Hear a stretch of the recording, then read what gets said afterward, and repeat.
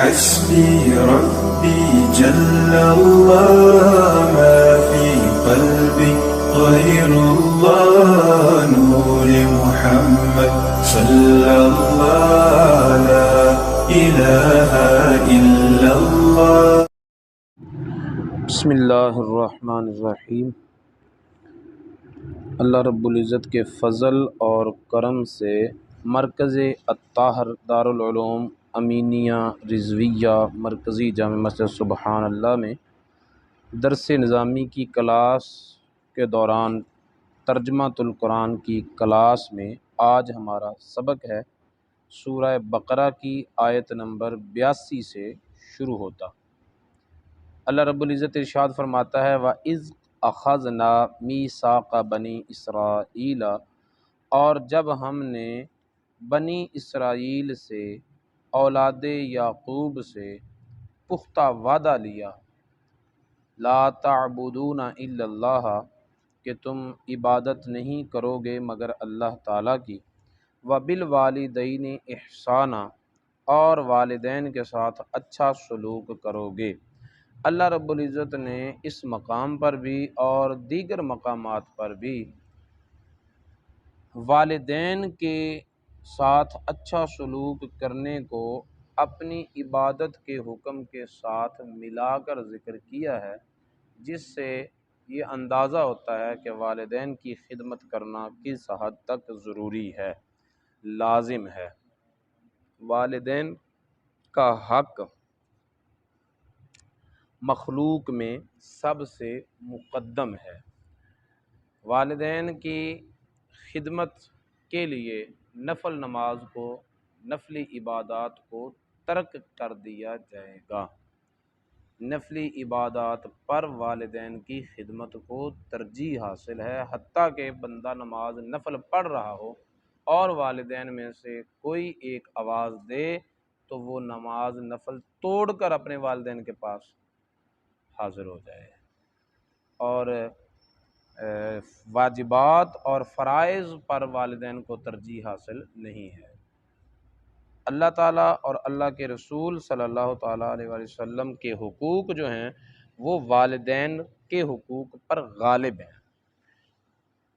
اللہ اور اللہ کے رسول کی نافرمانی کر کے والدین کی اطاعت نہیں کی جائے گی، بلکہ والدین کی اطاعت پر رسول اللہ صلی اللہ علیہ وسلم کی اطاعت کو ترجیح حاصل ہوگی۔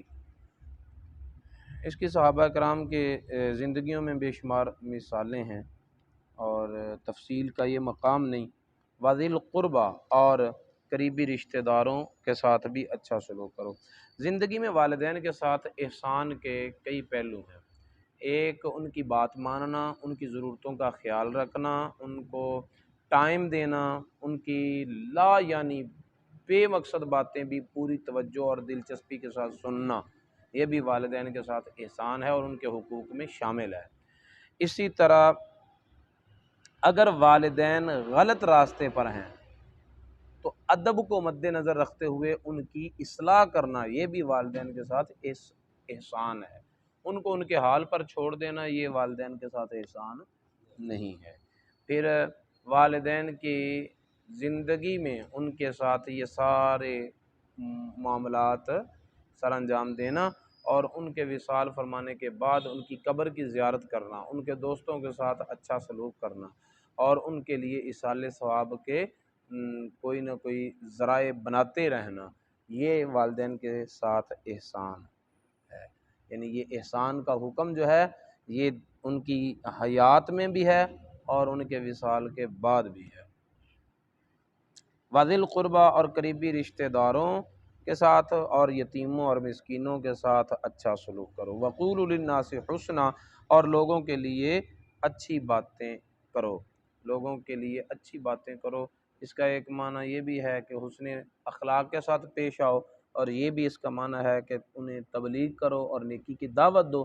لیکن حضرت عبداللہ بن عباس رضی اللہ تعالیٰ عنہ نے اس آیت کا معنی یہ بیان کیا ہے کہ لوگوں کے لیے اچھی بات کہو، اس کا مطلب ہے لوگوں کے ساتھ رسول اللہ صلی اللہ علیہ وسلم کی صفات کا تذکرہ کرو۔ نبی پاک صلی اللہ علیہ وسلم کے فضائل کو بیان کرو۔ جب کوئی تم سے نبی پاک صلی اللہ علیہ وسلم کے بارے میں بات کرے، پوچھے، تو تم ان کو نبی پاک صلی اللہ علیہ وسلم کی صفتیں خوب بیان کرو، تاکہ وہ رسول اللہ صلی اللہ علیہ وسلم کو پہچانیں اور مانیں اور ان کے قریب ہو کر اللہ تعالیٰ کا قرب حاصل کریں۔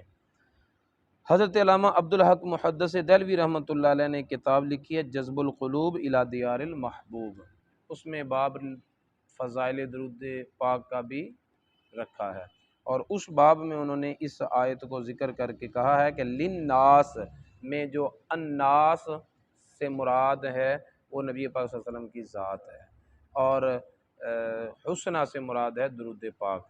تو اس کا معنی ہے قولوا للناس حسنہ، تم نبی پاک صلی اللہ علیہ وسلم پر درود و پاک پڑھا کرو، نبی پاک صلی اللہ علیہ وسلم پر درود پاک پڑھا کرو۔ وَأَقِیمُوا الصَّلَاةَ، اور تم قائم کرو نماز کو، وَآتُوا الزَّکَاةَ، اور ادا کرو زکوٰۃ، ثُمَّ تَوَلَّیْتُمْ، یہ وعدہ لیا تھا اللہ تعالیٰ نے بنی اسرائیل سے، پھر بنی اسرائیل سے مخاطب ہو کے اللہ تعالیٰ فرماتا ہے پھر تم پھر گئے اس وعدے سے، پھر گئے اس وعدے پر قائم نہیں رہے، الا قلیلا منکم، مگر تم میں سے بہت تھوڑے لوگ، جیسے حضرت عبداللہ بن سلام رضی اللہ تعالیٰ عنہ کلمہ پڑھ کر مسلمان ہو گئے تھے، یہودیوں کے بہت بڑے عالم تھے، تو ان کے ساتھی اور وہ تم میں سے تھوڑے لوگ ہیں جو اس وعدے پر قائم رہے۔ وَأَنْتُمْ مُعْرِضُونَ، اور تم ہوئی روح گردانی کرنے والے، اعراض کرنے والے، منہ پھیرنے والے۔ وَإِذْ أَخَذْنَا مِيثَاقَكُمْ لَا تَسْفِكُونَ دِمَاءَكُمْ، جب ہم نے لیا تم سے پختہ وعدہ کہ تم نہیں بہاؤ گے اپنوں کا خون، ایک دوسرے کا خون نہیں بہاؤ گے، وَلَا تُخْرِجُونَ أَنفُسَكُم مِّن دِيَارِكُمْ، اور تم ایک دوسرے کو، اپنے رشتہ داروں کو، اپنوں کو ان کے گھروں سے نہیں نکالو گے، ثم اقررتم، پھر تم نے اس وعدے کا اقرار کیا، وانتم تشہدون، اور تم خود گواہ ہو کہ یہ وعدہ اللہ تعالیٰ نے ہم سے لیا تھا، یہ تورات میں اللہ تعالیٰ نے وعدہ لیا۔ فرمایا ثم انتم ہؤلاء تقتلون انفسکم، پھر تم وہی ہو نا جو تم اپنے عزیزوں کو قتل کرتے ہو۔ شہر مدینہ میں دو قبیلے تھے، ایک اوس اور ایک خزرج، اور دو گروہ بنے ہوئے تھے یہودی بھی، بنی نذیر اور بنی قریظہ، دو گروہ یہودیوں کے تھے اور دو ہی قبیلے ادھر رہتے تھے مدینہ میں، اوس اور خزرج۔ تو یہودیوں کے یہ دو گروہ جو تھے وہ ان دو قبیلوں میں ایک ایک گروہ ایک ایک قبیلے کا حلیف بنا ہوا تھا، ایک اوس کا حلیف بنا ہوا تھا، ایک خزرج کا حلیف بنا ہوا تھا، اور ان سے ان کے معاہدے تھے کہ جو بھی تم سے ٹکرائے گا تو ہم تمہارے ساتھ مل کر اس سے ٹکرائیں گے۔ پھر مزے کی بات ہے کہ اوس اور خزرج دونوں آپس میں ہی ٹکراتے تھے۔ اوس اور خزرج یہ دو قبیلے ایسے ہیں جن کی 120 سال تک جنگ جاری رہی تھی، نسل در نسل، ٹھیک ہے۔ تو یہودی جو تھے یہ بنی قریظہ اور بنو نذیر جو تھے یہ ان دو قبیلوں کے دونوں حلیف بنے ہوئے تھے، ایک اس کا ایک اس کا، پھر یہ دونوں قبیلے آپس میں لڑتے اور یہ اپنے اپنے حلیفوں کا ساتھ دیتے ہوئے آپس میں لڑتے، اور اگر کوئی ایک دوسرے کے سامنے آ جاتا تو اس کو قتل کرنے سے بھی دریغ نہ کرتے۔ تو اس کی تورات میں تو اللہ تعالیٰ نے ان سے وعدہ لیا تھا کہ تم نے آپس میں لڑنا نہیں، اور یہاں پر یہ ایک دوسرے کے ساتھ لڑنے لگے۔ پھر تورات میں یہ بھی وعدہ لیا گیا تھا کہ اگر کوئی تمہارا عزیز، تمہارا رشتہ دار، تمہارے قبیلے کا آدمی وہ کسی دشمن کی قید میں ہو تو تم اسے چھڑاؤ گے۔ یہ کام وہ کرتے تھے کہ جنگ کے دوران اگر اوس اور خزرج میں سے کوئی ایک، کسی ایک کا پلہ بھاری رہتا اور وہ دوسرے کے ساتھ جو مد مقابل فریقین جنگ تھے ان کو وہ گرفتار کرتے اور ان میں یہودی بھی گرفتار ہو جاتے، تو ان کے مد مقابل دوسرے قبیلے کے ساتھ جو حلیف یہودی تھے وہ ان کا فدیہ دے کر انہیں آزاد کروا دیتے، ٹھیک ہے، قیدیوں کو آزاد کروا دیتے تھے، لیکن جو اول مرحلہ میں انہیں کہا گیا کہ تم نے آپس میں لڑنا ہی نہیں ہے، اس کی نافرمانی کرتے تھے۔ تو اللہ رب العزت ارشاد فرما رہا ہے ثم انتم ہؤلاء، تو پھر تم وہی ہو نا، تقتلون انفسکم، قتل کرتے ہو اپنوں کو، تمہیں کہا گیا تھا کہ تم نے اپنوں کو قتل نہیں کرنا، تم کرتے ہو اپنوں کو قتل۔ وَتُخْرِجُونَ فَرِيقًا مِّنكُم مِّن دِيَارِهِمْ، اور تم میں سے ایک گروہ، تم اپنوں میں سے ایک گروہ کو نکال دیتے ہو ان کے گھروں سے، ٹھیک ہے، جبکہ تمہیں کہا گیا تھا کہ لا تخرجون انفسکم، تم نے اپنوں کو ان کے گھروں سے نہیں نکالنا، تم قتل بھی کرتے ہو، گھروں سے بھی نکالتے ہو۔ تظاہرون علیہم بالاسم والعدوان، اور ان اپنوں کے خلاف غیروں کی مدد بھی کرتے ہو گناہ اور سرکشی کے ساتھ۔ یہ سارے کام تم غلط کرتے ہو، جو وعدہ دیا ہے اس کے خلاف کرتے ہو۔ پھر آگے کیا کرتے ہو؟ وَإِن يَأْتُوكُمْ أُسَارَىٰ، اگر وہ تمہارے پاس قیدی ہو کر آ جائیں تو فادوہم، تم ان کا فدیہ دے کر چھڑا بھی لیتے ہو۔ تو یہ تمہارا چھڑانا کس کھاتے میں گیا؟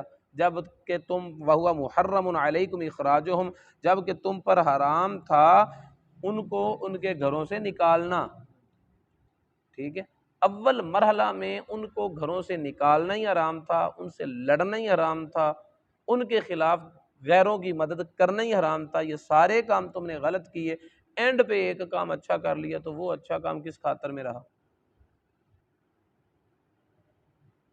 افتؤمنون ببعض الکتاب وتکفرون ببعض، کیا تم کتاب کے کچھ حصے پر ایمان لاتے ہو، کچھ حصے سے کفر کرتے ہو؟ تو کچھ حصے سے کفر کرنا، یہ ساری کتاب کے ساتھ ہی کفر کرنا ہے۔ جس پر ایمان لائے وہ بھی ایمان نہ رہا، وہ بھی کفر کے خاتے میں چلا گیا۔ تو جب بعض ایمان کتاب پر ایمان لائیں، بعض سے کفر کریں، تو بعض پر ایمان لانا بھی قابل قبول نہیں رہتا، بلکہ وہ کفر میں ہی شمار ہوتا ہے۔ تو اسی طرح اگر تم اللہ تعالیٰ کے کسی نبی پر ایمان لے آؤ اور کسی نبی پر ایمان نہ لاؤ، تو پھر اس صورت میں بعض انبیاء سے کفر، یہ بعض پر ایمان لانے کو مقبول نہیں کرتا۔ نتیجہ یہ نکلا کہ نبی پاک صلی اللہ علیہ وسلم کا انکار کر کے موسیٰ علیہ السلام پر ایمان لانا تمہیں کوئی فائدہ نہیں دے گا۔ فما جزاء من یفعل ذلک منکم، تو کیا بدلہ ہے اس کا جو تم میں سے ایسے کام کرے، الا خزی فی الحیات الدنیا، مگر رسوائی دنیا کی زندگی میں، ویوم القیامت یردون الی اشد العذاب، اور قیامت کے دن وہ لوٹائے جائیں گے سخت ترین عذاب کی طرف۔ تو دنیا میں انہیں رسوائی یہ ملی کہ بنو نذیر جو تھے، یا غالباً بنو قریظہ، تو وہ 3 ہجری میں 700 افراد ان کے ایک ساتھ قتل کیے گئے، اور دوسرا گروہ جو تھا ان کو اس سے پہلے ہی جلا وطن کر دیا گیا تھا۔ آ جا کے انہیں جو پناہ ملی تو وہ پناہ ملی تھی خیبر میں، اور جب فتح خیبر ہوا، نبی پاک صلی اللہ علیہ وسلم نے انہیں خیبر میں رہنے تو دیا، لیکن زمینوں میں مجاور بن کر وہ کام کرتے تھے، اور آدھی پیداوار وہ نبی پاک صلی اللہ علیہ وسلم کی بارگاہ میں بھیجتے تھے۔ حضرت عمر فاروق رضی اللہ عنہ کے زمانے میں خیبر سے بھی انہیں نکال دیا گیا، اور بالکل پورا علاقہ جو ہے وہ یہودیت سے پاک کر دیا گیا۔ تو یہ ان کو دنیا میں رسوائی ملی۔ پھر آخرت کی سختی عذاب وہ اپنی جگہ باقی ہے۔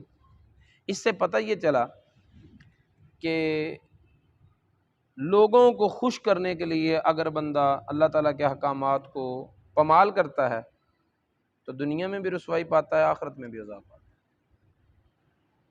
وَمَا اللَّهُ بِغَافِلٍ عَمَّا تَعْمَلُونَ، اور اللہ بے خبر نہیں ہے اس سے جو تم کرتے ہو۔ أُولَٰئِكَ الَّذِينَ اشْتَرَوُا الْحَيَاةَ الدُّنْيَا بِالْآخِرَةِ، یہی وہ لوگ ہیں جنہوں نے خرید لیا دنیا کی زندگی کو آخرت کے بدلے میں۔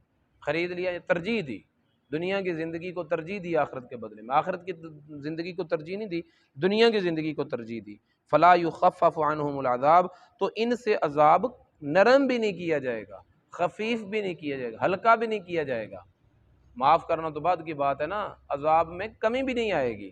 وَلَا هُمْ يُنصَرُونَ، اور نہ ہی وہ مدد کیے جائیں گے۔ وَلَقَدْ آتَيْنَا مُوسَى الْكِتَابَ، اور تحقیق ہم نے موسیٰ علیہ السلام کو کتاب دی، یعنی تورات۔ وَقَفَّيْنَا مِن بَعْدِهِ بِالرُّسُلِ، اور ہم نے پے در پے بھیجا ان کے بعد رسولوں کو۔ حضرت موسیٰ علیہ السلام سے لے کر حضرت عیسیٰ علیہ السلام تک 4000 نبی ہیں،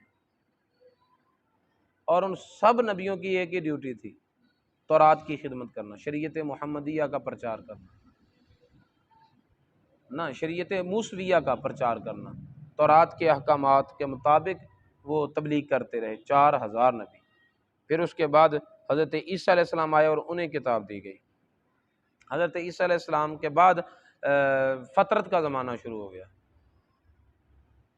حضور نبی پاک صلی اللہ علیہ وسلم تک کم و بیش 600 سال کا زمانہ ہے جس میں نبی نہیں کوئی آیا۔ بعض روایات میں ہیں کہ اس فترت کے زمانے میں 3-4 نبی آئے ہیں اور ان کا نام بھی روایتوں میں ذکر آتا ہے، لیکن وہ روایتیں اتنی مضبوط نہیں ہیں کہ جن پر اعتماد کر کے بندہ ببانگ دہل کہہ سکے کہ نبی آئے ہیں۔ مشہور اور یہی ہے کہ 6000 سالوں میں 600 سالوں میں کوئی بھی نبی نہیں آیا حضرت عیسیٰ علیہ السلام کے بعد، پھر نبی پاک صلی اللہ علیہ وسلم ہی آئے ہیں۔ نبی پاک صلی اللہ علیہ وسلم کے بعد پھر کسی نبی نے آنا ہی نہیں۔ اب موسیٰ علیہ السلام کی کتاب کا پرچار کرنے کے لیے 4000 نبی آئے، قرآن کی تعلیم کا پرچار کرنے کے لیے قیامت تک کوئی نبی نہیں آئے گا۔ حضرت عیسیٰ علیہ السلام اگر آئیں گے تو وہ نئے نبی تو نہیں ہوں گے نا، وہ تو پہلے ہی نبی ہیں۔ اسی لیے نبی پاک صلی اللہ علیہ وسلم نے فرمایا کہ جو ذمہ داری علماء امتی کا انبیاء بنی اسرائیل، جو کام بنی اسرائیل کے نبیوں نے کیا تھا، 4000 نبیوں نے تورات کی خدمت کی تھی، تو وہ کام میری امت کے علماء کریں گے کہ قرآن کی خدمت کریں گے۔ وَآتَيْنَا عِيسَى ابْنَ مریم البینات، اور ہم نے عیسیٰ بن مریم کو روشن نشانیاں دی۔ اس سے مراد حضرت عیسیٰ علیہ السلام کے معجزات ہیں، مردوں کو زندہ کرنا، اندھوں کو آنکھیں دینا، کوڑوں کو صحت یاب کرنا، پرندہ مٹی کا بنا کر اس میں پھونک مار کے اسے زندہ کر کے اڑا دینا، یہ معجزات ہیں حضرت عیسیٰ علیہ السلام کے۔ بینات سے مراد وہی ہیں۔ وَأَيَّدْنَاهُ بِرُوحِ الْقُدُسِ، اور ہم نے عیسیٰ علیہ السلام کی تائید کی، عیسیٰ علیہ السلام کی مدد کی روح القدس کے ساتھ۔ روح القدس حضرت جبریل امین کا لقب ہے، اور وہ حضرت عیسیٰ علیہ السلام کے ساتھ ساتھ رہتے تھے۔ حضرت عیسیٰ علیہ السلام کو اللہ تعالیٰ نے روح القدس سے مدد کی، تائید روح القدس حضرت عیسیٰ علیہ السلام کا خاصہ اور ان کی نشانی ہے، اور یہ کمال جو ہے وہ ہمارے حضور نبی پاک صلی اللہ علیہ وسلم تو کیا آپ کے غلاموں کو بھی حاصل ہے۔ اس حضرت جبریل امین کی تائید بعض غلامان مصطفیٰ کو حاصل ہوتی رہی ہے اور ہوتی ہے بھی۔ حضرت حسان بن ثابت ممبر رسول پر چڑھ کر جب نبی پاک صلی اللہ علیہ وسلم کی نعت پڑھتے تھے تو آپ دعا نہیں کرتے تھے اللہم ایدہ بروح القدس، اے اللہ حسان بن ثابت کی تائید فرما روح القدس کے ساتھ۔ رسول اللہ صلی اللہ علیہ وسلم کی دعا قبول نہ ہو، یہ کیسے ہو سکتا ہے؟ اس کا مطلب ہے کہ حضرت حسان صحابہ کرام میں سے وہ تھے جن کے مؤید بروح القدس ہونے پر نص ثابت ہے، نص قائم ہے، ٹھیک ہے۔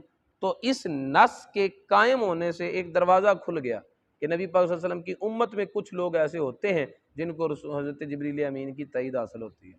آج کوئی دعویٰ کرے کہ مجھے جبریل امین کی تائید حاصل ہے تو ہم اس کے دعوے کو رد بھی نہیں کریں گے، ایکسیپٹ بھی نہیں کریں گے، کیونکہ معین طور پر ہمیں نہیں پتہ۔ حضرت حسان کے بارے میں ہم آنکھیں بند کر کے گواہی دیں گے کیونکہ نبی پاک صلی اللہ علیہ وسلم کی گواہی شامل ہے، اللہم ایدہ بروح القدس۔ اور کسی دوسرے کے لیے کوئی چھوٹا مقام نہیں ہے جبریل امین کی تائید کا حاصل ہونا کہ ہر کوئی کھڑا ہو کے اور جبریل امین کی تائید کا اعلان کرنے لگ جائے، چھوٹی بات نہیں، بہت بڑی بات ہے۔ اس لیے معین طور پر ہم کسی کی تصدیق نہیں کریں گے، تکذیب بھی نہیں کریں گے، لیکن اگر کسی کا عمل شریعت کے خلاف ہے اور وہ جبریل امین کی باتیں کرتا ہے تو پھر ہم اس کی بالکل تردید کریں گے، ٹھیک ہے۔ جبریل امین کی تائید ان کو حاصل ہوتی ہے جو فنا فی الرسول کی منزل سے آگے بڑھ چکے ہوتے ہیں۔ جب تک بندہ فنا فی الرسول کی منزل تک نہیں پہنچتا تب تک تو یہ نام بھی نہ لے، اور نہ ہی اس کا دعویٰ قابل قبول ہے، اور نہ ہی یہ حقیقت ہو سکتی ہے۔ افکلما جاءکم رسول بما لا تہوی انفسکم، تو کیا جب بھی آیا ان کے پاس کوئی رسول ساتھ ان تعلیمات کے جن کو ان کے نفس پسند نہیں کرتے تھے، ان کی طبیعتیں ان تعلیمات کو ایکسیپٹ نہیں کرتی تھیں، تو پھر یہ کیا کرتے؟ استکبرتم، تم نے تکبر کیا۔ اللہ تعالیٰ انہیں مخاطب کر کے کہتا ہے جب بھی تمہارے پاس کوئی رسول آیا ان تعلیمات کے ساتھ جن کو تمہارے نفس پسند نہیں کرتے تھے، استکبرتم تم نے تکبر کیا، ففریقاً کذبتم تو ایک گروہ کو تم نے جھٹلایا، وفریقاً تقتلون اور ایک گروہ کو تم نے قتل کیا، تم قتل کرتے ہو۔ یہ نبیوں کے ساتھ تمہارا طریقہ رہا ہے سابقہ۔ وقالوا قلوبنا غلف، اور وہ بولے کہ ہمارے دلوں پر غلاف ہے، تمہاری تعلیمات ہمارے دلوں تک اترتی ہی نہیں ہے، پہنچتی نہیں ہے۔ بل لعنہم اللہ بکفرہم، بلکہ لعنت کر دی ان پر اللہ تعالیٰ نے ان کے کفر کے سبب۔ وہ تو مذاق اڑا رہے ہیں نا، تم کہتے ہو ختم اللہ علی قلوبہم، ان کے دلوں پر مہر لگ چکی، تو جب ہمارے دلوں پر مہر ہی لگ چکی تو کان کیوں کھاتے ہو؟ ہمیں کوئی ہدایت آنی ہے، اور ہمارا گناہ کیا ہے اس میں اگر ہم تیری ہدایت کو قبول نہیں کرتے ہیں؟ اللہ نے خود ہی تو ہمارے دلوں پر مہر لگا دی ہے۔ تو اللہ تعالیٰ نے ان کی ان بہانہ بازیوں اور ان باتوں کا جواب دیتے ہوئے فرمایا کہ اللہ تعالیٰ نے اول مرحلہ میں ان پر مہر نہیں لگائی، انہیں صلاحیت قبول ہدایت سے منع نہیں کیا، بلکہ اول مرحلہ میں یہ اسی فطرت پر پیدا ہوئے ہیں جس فطرت پر سارے انسان پیدا ہوئے ہیں۔ کل مولود یولد علی الفطرہ، اسی فطرت پر پیدا ہوئے ہیں جو فطرت الست بربکم والے سوال و جواب پر قائم تھی، اسی فطرت پر یہ پیدا ہوئے ہیں۔ اور پھر جب انہوں نے بار بار جان بوجھ کر بلا وجہ اپنے ضمیر کی آواز کو دبایا، ان کے اندر سے آوازیں اٹھتی رہیں کہ یہ سچ بول رہا ہے، یہ کلام سچا ہے، یہ کسی انسان کا کلام نہیں، یہ اللہ تعالیٰ کا کلام ہے، یہ ساری باتیں ان کے ضمیر کے اندر دہرائی جاتی رہیں، اور یہ ایک ہٹ درمی، ضد، اناد اور حسد کی بنا پر اپنے ضمیر کو آواز کو بھی کچلتے رہے اور محمد صلی اللہ علیہ وسلم کا مسلسل انکار بھی کرتے رہے۔ تو ان کے اس جاہلانہ اور جارحانہ انکار کی وجہ سے، کفر کی وجہ سے اللہ تعالیٰ نے ان کے دلوں پر مہر لگا دی۔ تو یہ اول مرحلہ پر لعنت نہیں پڑی ان پر، بل لعنہم اللہ بکفرہم، بلکہ ان کے مسلسل انکار اور مسلسل کفر کی وجہ سے بطور سزا ان پر لعنت کی گئی ہے، اور اب یہ قبول حق کی صلاحیت کھو چکے ہیں۔ فقلیلا ما یؤمنون، تو بہت تھوڑے ہیں جو وہ ایمان لائیں گے۔ ولما جاءہم کتاب من عند اللہ، تو جب آئی ان کے پاس کتاب تیرے اللہ تعالیٰ کی طرف سے، مصدق لما معہم، جو تصدیق کرنے والی ہے اس کی جو ان کے پاس ہے۔ ان کے پاس کیا ہے؟ عیسائیوں کے پاس انجیل ہے، یہودیوں کے پاس تورات ہے۔ تورات کی بھی تصدیق کرتا ہے قرآن، انجیل کی بھی تصدیق کرتا ہے قرآن۔ تصدیق کے مختلف پہلو اور زاویے ہیں۔ ایک تو قرآن پاک ان کی تصدیق کرتا ہے کہ ان کتابوں کو منزل من اللہ ہونے کی گواہی دیتا ہے۔ قرآن نے اس بات کو بیان کیا ہے کہ موسیٰ علیہ السلام کو اللہ نے تورات دی، زبرجد کی تختیوں پر لکھی ہوئی، اور یہ بھی اللہ تعالیٰ کے اعلان کرتا ہے، قرآن اعلان کرتا ہے کہ عیسیٰ علیہ السلام کو اللہ تعالیٰ نے انجیل دی، ٹھیک ہے، وہ بھی گہوارے میں بولے، اور اس وقت انہوں نے اپنی زبان سے اعلان کیا کہ اللہ تعالیٰ نے مجھے نبی بنایا ہے اور کتاب دی ہے۔ تو یہ تصدیق کرنے کا ایک زاویہ یہ ہے، ایک پہلو تصدیق کرنے کا یہ ہے۔ اور دوسرا ایک پہلو یہ بھی ہے کہ ان کتابوں نے قرآن کے آنے کی خبر دی۔ اگر قرآن نہ آتا تو وہ خبر جھوٹی ہو جاتی، کتابیں جھوٹی قرار پاتی۔ قرآن آ گیا تو قرآن کا آنا ہی ان کتابوں کی تصدیق ہے کہ انہوں نے ان کتابوں نے جس کتاب کے آنے کی خبر دی تھی وہ خبر سچی ہو گئی، پتہ یہ چلا کہ وہ کتابیں واقعتاً منزل من اللہ ہیں۔ اس حال پر باقی ہیں یا نہیں یہ کلام نہیں ہے، اللہ تعالیٰ نے ان کتابوں کو نازل کیا ہے، جیسے نازل کیا تھا ویسے نہیں ہیں یہ، لیکن نازل ہوئی ہیں اللہ تعالیٰ کی طرف سے۔ وَكَانُوا مِن قَبْلُ يَسْتَفْتِحُونَ عَلَى الَّذِينَ كَفَرُوا، اور تھے یہ لوگ فتح طلب کرتے اس نبی کے وسیلے سے، عَلَى الَّذِينَ كَفَرُوا، کافروں کے خلاف، یہاں اعلیٰ داراریہ ہے، کافروں کے خلاف یہ محمد صلی اللہ علیہ وسلم کا نام لے کر ان کے وسیلے سے فتح طلب کرتے تھے۔ ہن تک تیرے نام تے مینوں کھاندے آئے، تیرا نام لیتے رہے اور میں ان کی ہر بات مانتا رہا۔ فلما جاءہم ما عرفوا، جب آیا ان کے پاس وہ جس کو یہ پہچان چکے، انیاں صفتاں بیان کیتیاں تورات اور انجیل دے وچ کہ ان صفات کی بنا پر یہ اپنی اولاد کی طرح، جیسے اولاد میں شبہ نہیں نہ لگتا، چہرہ دیکھ کر بھی پہچان لیتے ہیں، اس کی چال دیکھ کر بھی پہچان لیتے ہیں، پیچھے کمر سے دیکھ کر بھی پہچان لیتے ہیں کہ یہ میرا ہی بیٹا جا رہا ہے، ٹھیک ہے۔ اسی طرح اتنی نشانیاں، اتنا ذکر تورات و انجیل میں ہے اس نبی کا کہ یہ علماء یہود پہچان چکے کہ یہ نبی وہی ہے جس کا ہم نے تورات و انجیل میں ذکر اور تذکرہ پڑھا ہے، اور جس کو پہچان چکے اس کا انکار کر دیا انہوں نے جب وہ آیا، کافروا بھی، کفر کیا، فلعنت اللہ علی الکافرین، تو لعنت ہے اللہ تعالیٰ کی کافروں پر۔ یہ ہے لعنت پڑھنے کا سبب۔ اول مرحلے میں اللہ نے ان پر لعنت نہیں کی، اللہ تعالیٰ نے ان کے اس کفر کی بنا پر انہیں لعنت کی۔ بئس ما اشتروا بہ انفسہم، کتنی بری چیز ہے جس کے بدلے میں انہوں نے اپنے جانوں کو بیچ دیا، اپنے آپ کو بیچ دیا۔ ان یکفروا، یہ کہ انہوں نے کفر کیا ہے ساتھ اس کے جس کو اللہ تعالیٰ نے نازل کیا، بغین، حسد کی وجہ سے، کفر کرنے کی اور کوئی وجہ نہیں، حسد کی وجہ سے انہوں نے کفر کیا ہے۔ ان ینزل اللہ من فضلہ علی من یشاء، حسد کس بات کا؟ حسد اس بات پر کہ اللہ تعالیٰ نازل کرتا ہے اپنا فضل اپنے بندوں میں سے جس پر چاہے۔ ان کی توقع تھی کہ بنی اسماعیل سے آئیں، بنی اسرائیل سے آئیں گے آخری نبی، اور ختم نبوت کا منصب جو ہے وہ بھی ہمارے خاندان میں رہے گا، بنی اسرائیل میں، اولاد یعقوب میں، لیکن حضور نبی پاک صلی اللہ علیہ وسلم تشریف لائے بنی اسماعیل سے، تو اب انہیں حسد ہوا کہ یہ ساری کے ساری فضیلت جو ہے وہ تو لے گیا بنی اسماعیل، تو ہم اس کا تدارک کیسے کر سکتے ہیں؟ کیا تدارک اس طرح کر سکتے ہیں؟ ہم اسے مانتے ہی نہیں، یہ تمہارے نہ ماننے سے کیا تدارک ہوگا؟ ٹھیک ہے، اللہ تعالیٰ نے گواہیاں دی ہیں، واللہ یشہد انک رسولہ، اللہ گواہی دیتا ہے کہ تو اس کا رسول ہے، تو اللہ کی گواہی کے بعد اگر کوئی گواہی نہ بھی ہو تو فرق کیا پڑتا ہے؟ ای شیء اکبر شہادۃ من اللہ، اللہ سے بڑھ کر گواہی کے اعتبار سے کون بڑا ہے؟ یعنی اللہ کی گواہی سے بڑی بھی کسی کی گواہی ہے؟ تو جب سب سے بڑی گواہی اس بات پر قائم ہے کہ تو اللہ کا رسول ہے، تو اب کوئی مانے تجھے یا نہ مانے، تیری رسالت میں فرق پڑنے والا نہیں ہے۔ فباؤوا بغضب علی غضب، تو وہ لوٹے غضب پر غضب کی طرف، وللکافرین عذاب مہین، اور کافروں کے لیے رسوا کرنے والا عذاب ہے، کافروں کے لیے۔ اچھا یہاں پر ترتیب دیکھیں، ترکیب یہ ہے کہ مبتدا پہلے ہوتا ہے، خبر بعد میں ہوتی ہے،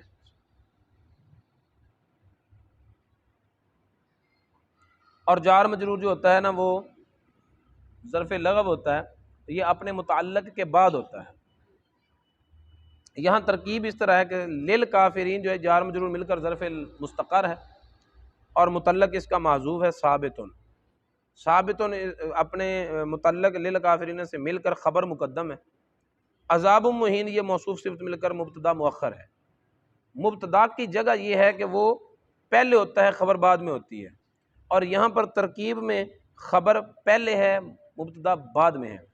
جب جگہ بدلی جاتی ہے نا تو ایسے نہیں بدلی جاتی، اس میں کوئی نہ کوئی مفاد ہوتا ہے، کوئی نہ کوئی غرض ہوتی ہے، پھر جگہ بدلی جاتی ہے، اور یہاں جب خبر کو مبتدا پر مقدم کیا جاتا ہے تو اس وقت بعض اوقات اس تقدم کی وجہ حصر کا معنی لینا مقصود ہوتا ہے، تو یہاں بھی حصر کا معنی لیا جا رہا ہے، مطلب یہ ہے کہ اہانت والا، رسوا کرنے والا عذاب کافروں کے لیے ہی ہے۔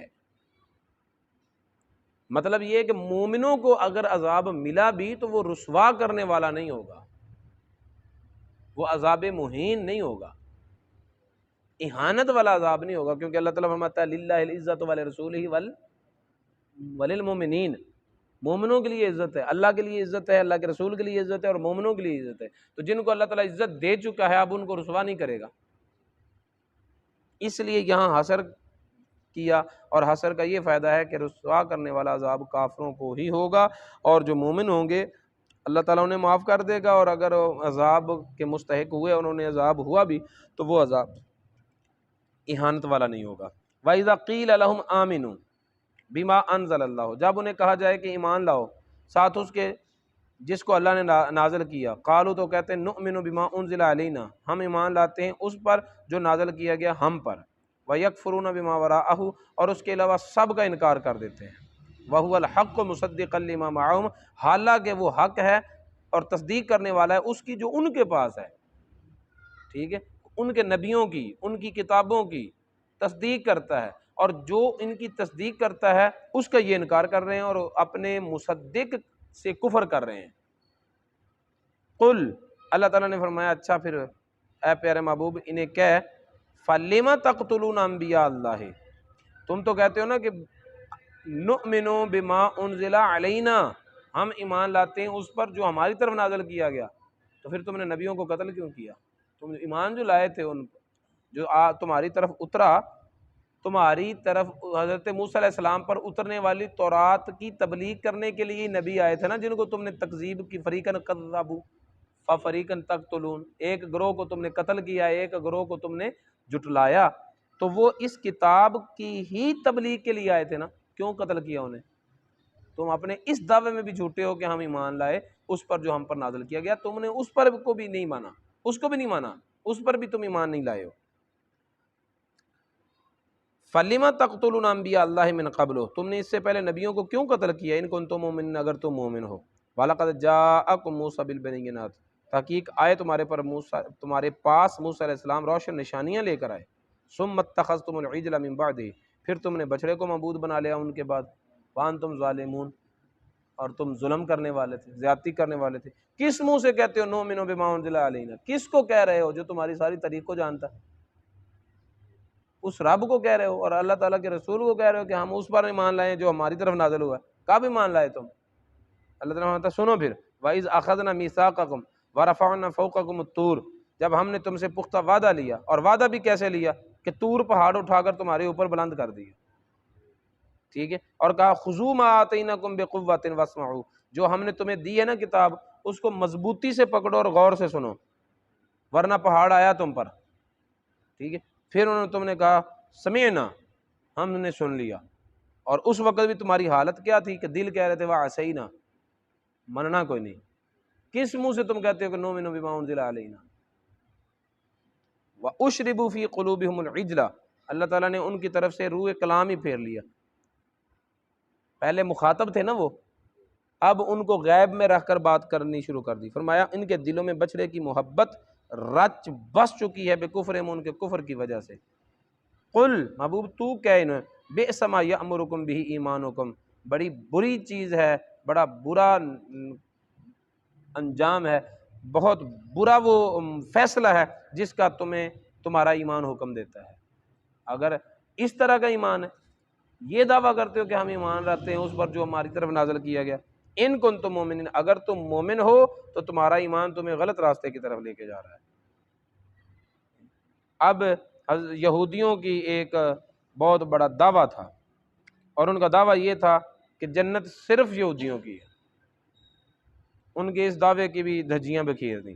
فرمایا قل، محبوب فرماؤ، ان کانت لکم الدار الاخرۃ عند اللہ خالصۃ من دون الناس، اگر تمہارے ہی لیے ہے آخرت کا گھر اللہ کے ہاں لوگوں کے علاوہ، صرف تمہارے لیے ہی خالص ہے، فتمنوا الموت، تمہارے اور اس گھر کے درمیان آڑ کون سی چیز ہے؟ موت ہے نا، تمنا کرو موت کی، آرزو کرو موت کی، ان کنتم صادقین۔ اب اس مقام پر قرآن کی صداقت اور بے باکی اور شان صمدیت کا اندازہ لگائیں کیا ہے کہ اللہ تعالیٰ نے یہ نہیں کہہ رہا کہ تم پھر مر جاؤ، خودکشی کرو، مار لو اپنے آپ کو، یہ نہیں کہا، فرمایا کہ صرف تم آرزو کرو، تم موت کی صرف آرزو کرو، تمنا کرو، دل میں خواہش پیدا کرو مرنے کی۔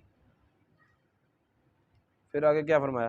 فرمایا وَلَن يَتَمَنَّوْهُ أَبَدًا، اے پیارے محبوب یہ کبھی بھی موت کی آرزو نہیں کریں گے، کبھی بھی مرنا نہیں چاہیں گے۔ آرزو کرنا نہ کرنا یہ باطن کا معاملہ ہے، میں دل میں کیا تمنا رکھتا ہوں کیا نہیں تم نہیں بتا سکتے، کوئی بھی نہیں بتا سکتا، آپ کے دل میں کیا آرزو ہے میں نہیں بتا سکتا، ٹھیک ہے۔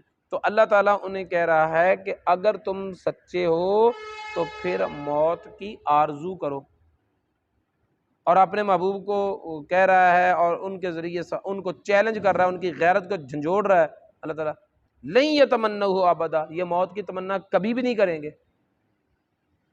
دشمن کو جھوٹا کرنے کے لیے یہ کر لیتے ہیں، مد مقابل تھے نا، اور ایڑی چوٹی کا زور لگا رہے تھے قرآن کو غلط ثابت کرنے کے لیے۔ تو اب کتنا ہے قرآن پاک کا کتنا بڑا دعویٰ ہے کہ گیند ان کی طرف پھینک دی، کرو. کوئی جھوٹ موٹ کا بھی نہیں کہہ سکا کہ میں موت کی تمنا کرتا ہوں. بھی تمنا نہ کرے، منہ سے کہہ ہی دے، اتنی بھی جرت کوئی نہیں کر سکا. فرمایا کبھی بھی یہ موت کی آرزو نہیں کریں گے بما قدمت ایدیہم، بسبب اس کے جو ان کے ہاتھوں نے آگے بھیجا ہے. کام بھی نہیں کوئی چنگا کیتا، مرن دی تمنا کیویں کرن گے. واللہ علیم بالظالمین، اور اللہ تعالیٰ ظالموں کو خوب جانتا ہے. اپنے محبوب کو بتا رہا ہے وَلَا تَجِدَنَّهُمْ أَحْرَصَ النَّاسِ عَلَىٰ حَيَاتٍ، اے پیارے محبوب تو ان کو پائے گا سارے انسانوں سے زیادہ حریص زندگی پر. وَمِنَ الَّذِينَ أَشْرَكُوا، اور جو مشرک لوگ ہیں نا، زندگی کی موت سے وہ بھی نہیں اتنا ڈرتے جتنا یہ ڈرتے ہیں. وہ بھی زندگی کے اتنے خواہش مند نہیں ہیں جتنے یہ لوگ خواہش مند ہیں.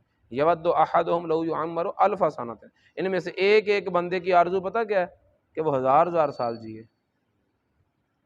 وما ہوا بمزحزحہ من العذاب، اور نہیں ہے وہ یعنی 1000 سال تک زندہ رہنا بچانے والا ان کو عذاب سے.